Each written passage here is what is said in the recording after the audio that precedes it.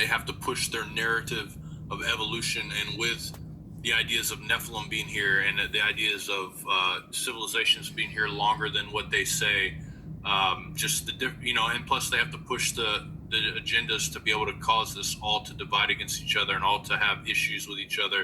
And if you don't know your history, then you're doomed to repeat it.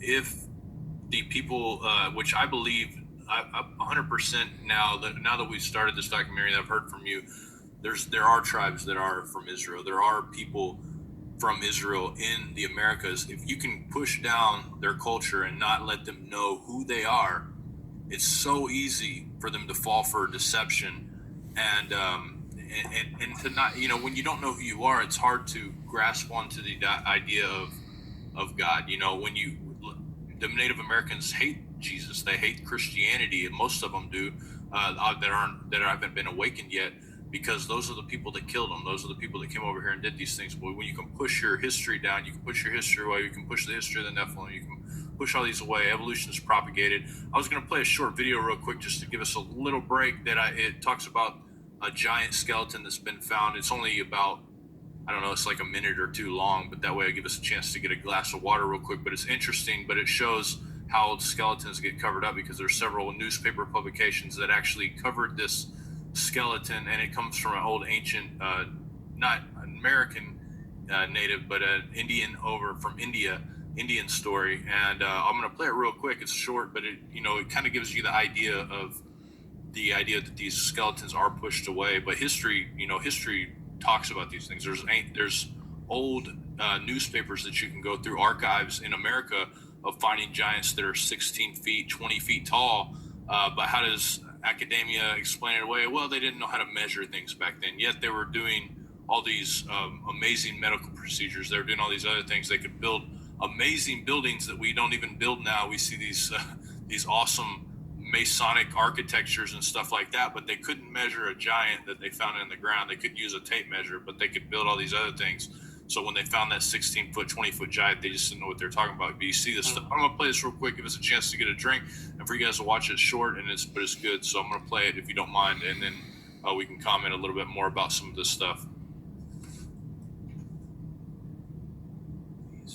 And also after that, when the sons of God came unto the daughters of men, and they bare children to them, the same became mighty men which were of old, men of renown.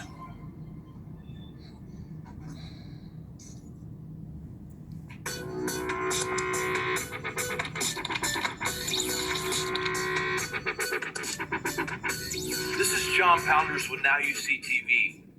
According to numerous newspaper articles written in 1934, a giant ape-like skeleton measuring 32 feet in length was discovered in Jubalpur, India. There are a few different news archives that cover this story. This one, published by a newspaper called the Argus, states that a skeleton 31.5 feet long was discovered and believed to be that of a giant ape. It was said to be discovered by a farmer that saw bones protruding out of the sand. When attempts were made to remove the skeleton failed, the chief of state was called in. It took 3 men to lift only the leg bones, which alone measured 10 feet. This one, by the West Australian, tells the same story. This one in the Sydney Herald. The most interesting thing about this location and sheer size of the skeleton is this. In Hindu ancient history, there is a giant named Hanuman that has an ape-like face and is the leader of a group of forest dwellers. At the temple of Lapakshi, there are giant footprints that are more than 4 foot long. In a height-to-foot ratio, this would lead us to assume that the giant was 30 feet tall or more. Many believe that this is the same giant that was found in 1934. Here is a comparison chart to show you what 30 feet looks like to us. I have King Og of Bashan, Goliath, and a 6 foot tall man to just show you the size of this thing. If you would like to learn more about this and other things similar, check out. Anyways, I just wanted to play that short video to kind of talk about and show the idea that they are covering this up. That colony was actually a British-owned colony, and there's reports, other articles that I found after that they took that skeleton to United Kingdom and place it in London somewhere, and now it's never to be seen again. But this is, I found several different articles. Those are just a few of the ones that I found on that video, but it's the same kind of stuff that you see here. And it amazes me that they do this. They'll do anything to cover up the truth. Anything. I mean, if we knew as a society in America, I mean, America's a melting pot. We have people from every country in the world here. But if we knew, if our education system taught us that there were giants here, there were ancient civilizations that worshiped these serpents, there were sites that line up with these constellations, there's all these different things going on. If we knew about those things, which we do, but the education system's never going to touch it, this would not be the same America that we live in. People would see that there's a spiritual side to everything. Absolutely. Yeah. I with my question before about what's the purpose of this historical narrative that's being pushed, it seems to me like they seem to deny the idea that the ancient world was more traveled than we would think. I know I heard before that it's possible that King Solomon even did business with people in the Americas, traveling over and getting the cedars of Lebanon type materials from the Americas, and that there's also ancient Hebrew hieroglyphs and stuff that have been found in the Americas. But we're being told that the earliest travelers to reach the Americas were possibly Viking cultures, or even the story of Christopher Columbus being the one who discovered the Americas. But the idea that people in the ancient world traveled the world to a much greater extent than we really know, and that the cultures that were here in the Americas very likely did have a relationship with the rest of the world at large, and even tracing back to some of the Semitic nations that migrated over here and can trace their lineage back to the Middle Eastern peoples.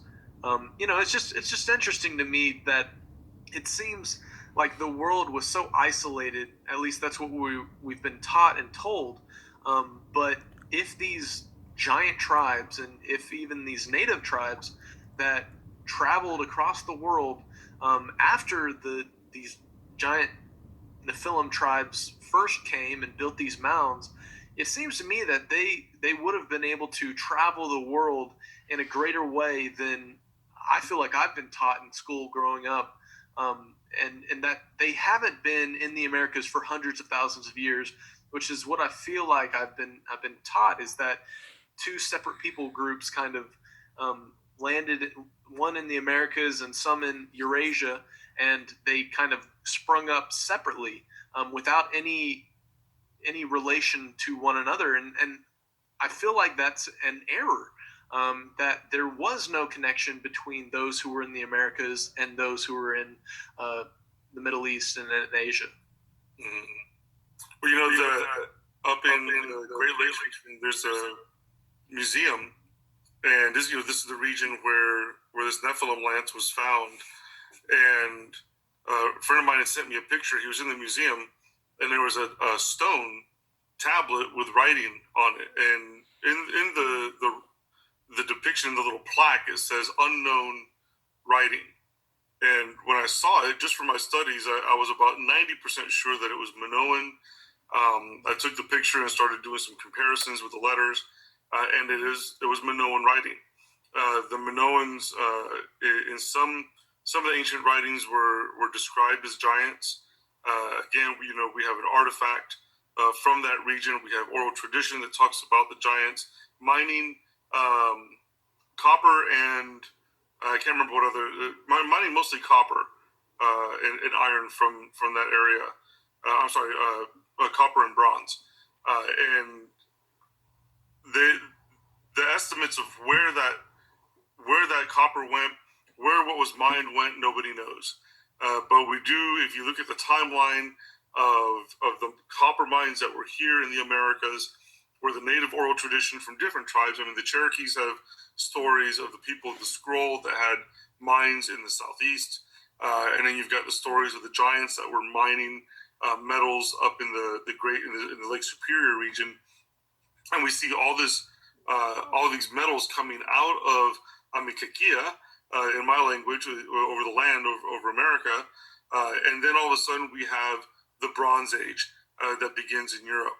I think I'm trying to find the connection between the two is something I've been researching and digging into, but there's definitely, beyond a shadow of a doubt, there was connections here with Asians, with Vikings, with Phoenicians, with Minoans. There was much interaction in the ancient world. Why again does this want to be? Why does academia want to suppress this? Why is it just seen as fairy tales or myths? But I don't know. But the evidence to me is overwhelming of there being contact here from ancient times.